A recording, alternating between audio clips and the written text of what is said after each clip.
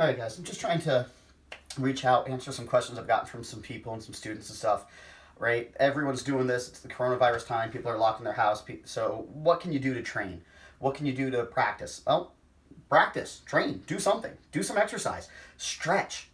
It's the most overlooked thing by so many people. Take some time each day and stretch. Do some jogging. Get outside and go hiking. Get outside and take a walk. Right. So one of the best things you can do right now is get outside, get some sunlight, get some exercise. Not in large groups. Don't go to parties and stuff like that. But get some exercise. The better physical condition you're in, the more sunlight you get, the more outdoors you get, the better off you're going to be. All right.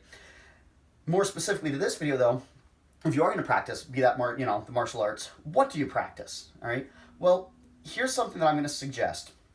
Practice something you already know.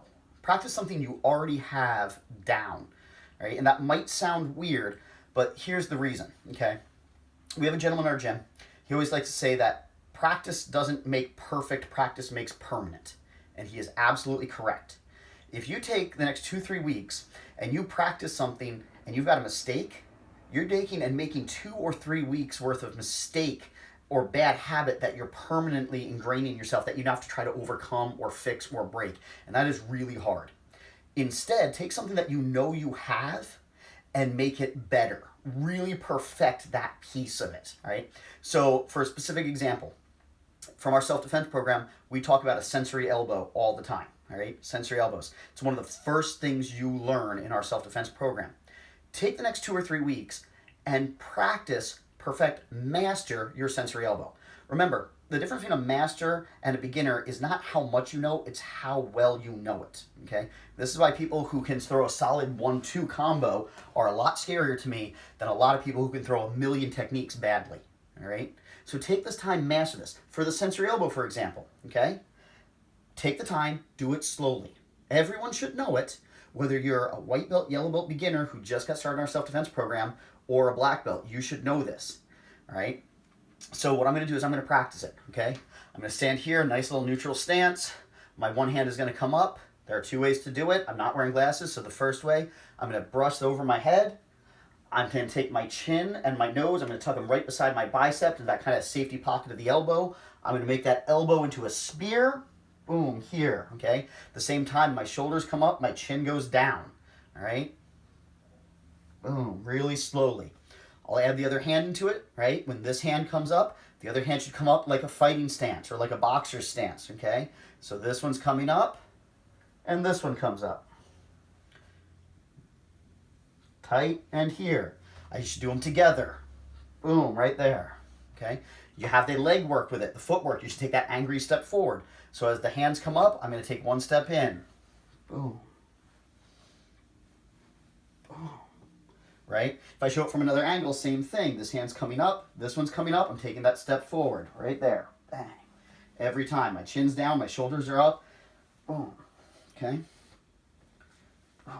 If I am wearing glasses, the other modification that we have, so you don't push your own glasses into your head and short circuit your own brain, is instead of coming over, come around to the side. So this arm comes around to the side, grabs the back of the head. Same thing, I'm tucking against the bicep. This hand still comes up. Right, if I do them together, if I had that angry step in here, right? And notice I'm doing this very, very slowly. Very, very slowly, just protecting myself. Just coming here. Okay, nice neutral stance. My shoulders are a little hunched forward, ready for a fight there, right? So nice neutral stance. Boom, here we go, okay? Now, I know there are people who critique this or whatever else. Remember, this is a moment in time. The sensory elbow is just supposed to be a brief moment to overcome the surprise, the shock. Instead of having that bad instinct of flailing like this, it's to get nice and tight and ready and survive that initial onset surprise moment. So you want to make this an instinct. So doing this repeatedly and slowly will build that instinctual reaction for you, okay? And then we'll follow up and all that stuff, all right? But this would be a great thing. Imagine you take the next 2 weeks, 3 weeks, 1 week, whatever we have, and you master this. Okay? Imagine those white belt, yellow belt students that I have come back after 2-3 weeks of coronavirus and they have this mastered. Do you know how much faster I can move with them with other things?